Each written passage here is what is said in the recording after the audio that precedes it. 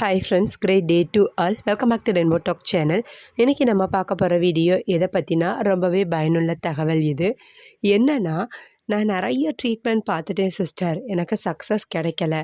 நான் இன்ஜெக்ஷனாக எடுத்துக்கிட்டேன், அதுவும் ஹார்மோனல் 2 லேப்பு 2 தொடையிலையும் எடுத்துக்கிட்டேன். ஆனால் எனக்கு கன்சீவ் ஆகலை, ரிசல்ட் கிடைக்கல.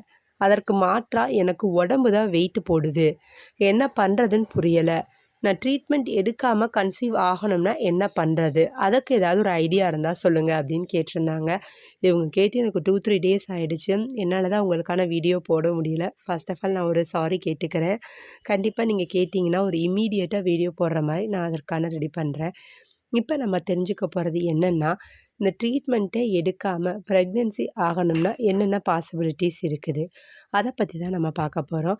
இந்த ப்ரெக்னென்சி பாசிபிலிட்டிஸை கணவன் மனைவி இருபாலரும் சேர்ந்து கடைப்பிடிக்க வேண்டும்.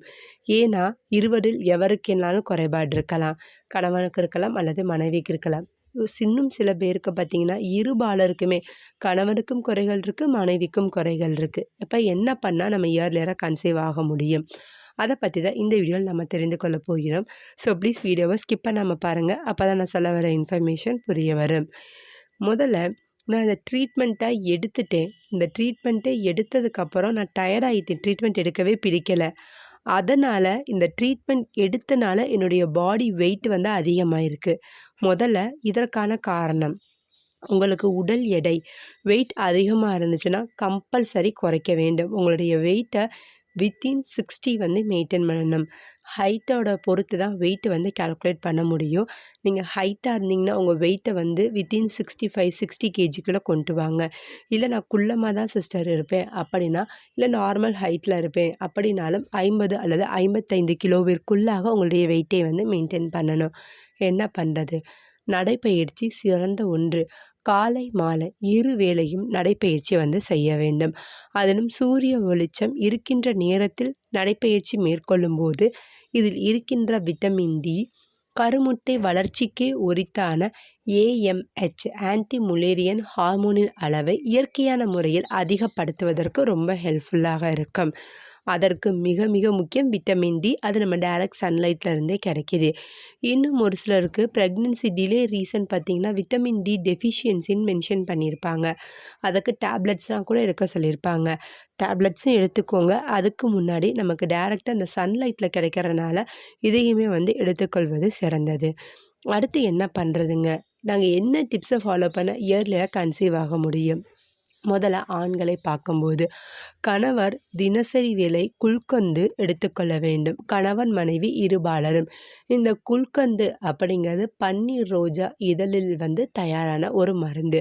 இது என்ன பண்ணும் ஆண்களுக்கு அப்படின்னா, முதலில் செக்ஸுவல் ஹார்மோனின் லெவலை சீராக்கும், அதிகப்படுத்தும். லோவாக இருந்துச்சுன்னா இந்த செக்ஸுவல் ஹார்மோனை அதிகப்படுத்துறதுனால என்ன பலன் கிடைக்கிது அப்படின்னா, இந்த செக்ஸுவல் ஹார்மோன் குறைவாக இருந்துச்சுன்னா டெம்பர்னஸ் குறைவாக இருக்கிறது, நீண்ட நேரம் என்னால் தாம்பத்தியத்தில் இருக்க முடியவில்லை, இந்த எல்லா பிரச்சனையும் ஓவர் கம் பண்ணுவது இந்த பன்னீர் ரோஜா இதழ் கலந்த குல்கந்தை சாப்பிடுவதனால். அதே நேரத்தில் இதில் உடல் உஷ்ணத்தை குறைப்பதனால் உங்களுடைய விந்தணுக்களுடைய குவாலிட்டி குறையாமல் பார்த்து கொள்வதற்கு உதவிகரமாக இருக்கும். பெண்களும் இந்த குல்கந்தை எடுத்துக்கொள்ள வேண்டும். எதற்காகனா, உடல் சூடு அதிகமாக இருப்பதால் எனக்கு வெள்ளைப்படுதல் இருக்கிறது. அந்த தொந்தரவு வராமல் பார்ப்பதற்கு இந்த குல்கந்து பயன்படுது. சரி சிஸ்டர், எப்போ நான் எடுத்துக்கொள்வது? ஆஃப்டர் பிரேக்ஃபாஸ்ட்டா பிஃபோர் பிரேக்ஃபாஸ்ட்டா?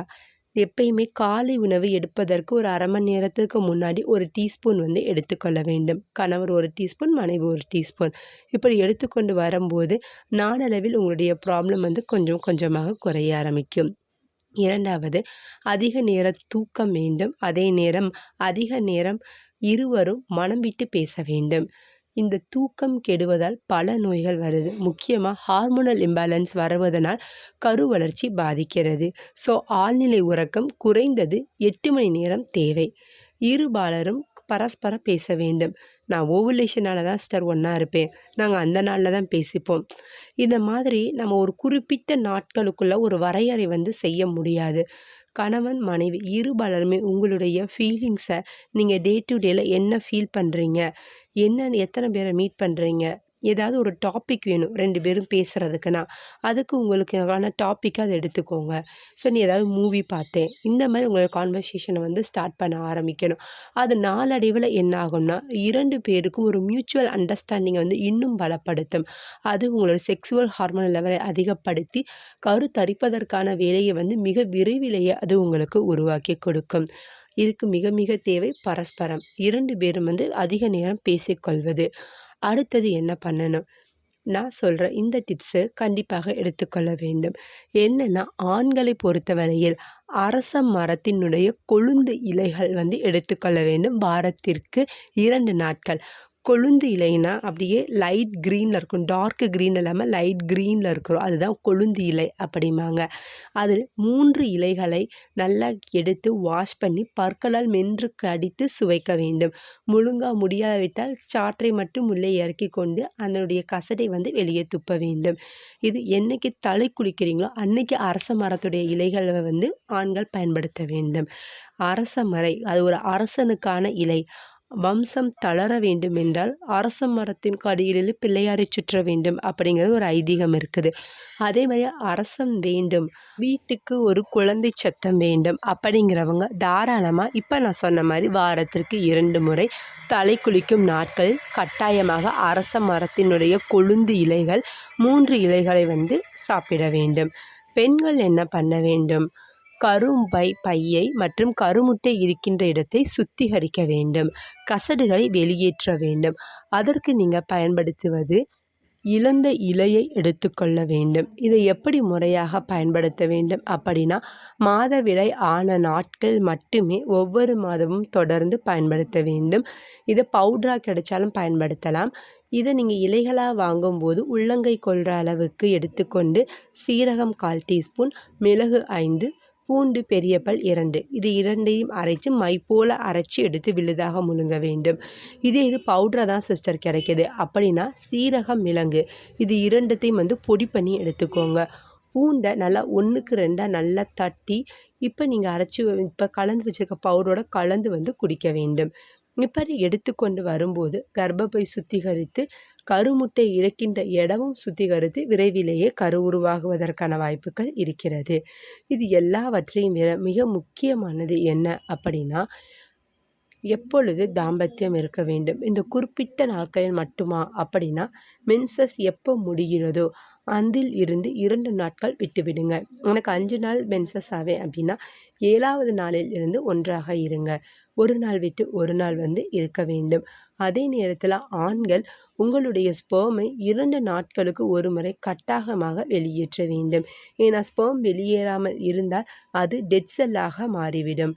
ஸோ ஸ்பெர்மை அடிக்கடி வெளியேற்றுவதன் மூலம் புதிய அணுக்கள் உற்பத்தியாகும். இது உங்களுக்கு விரைவில் கரு தங்குவதற்கான வாய்ப்பை ஏற்படுத்தும். இப்போ நம்ம பார்த்த இந்த எல்லா டிப்ஸுமே விரைவில் கரு தங்குவதற்கு தேவையான அனைத்து கூறுகளையும் உருவாக்கி கொடுக்கும். ஐ ஹோப் ஸோ ஃப்ரெண்ட்ஸ், இந்த வீடியோ ஒரு யூஸ்ஃபுல்லான இன்ஃபர்மேஷன் உங்ககிட்ட ஷேர் பண்ணியிருக்கும் நான் நம்புகிறேன்.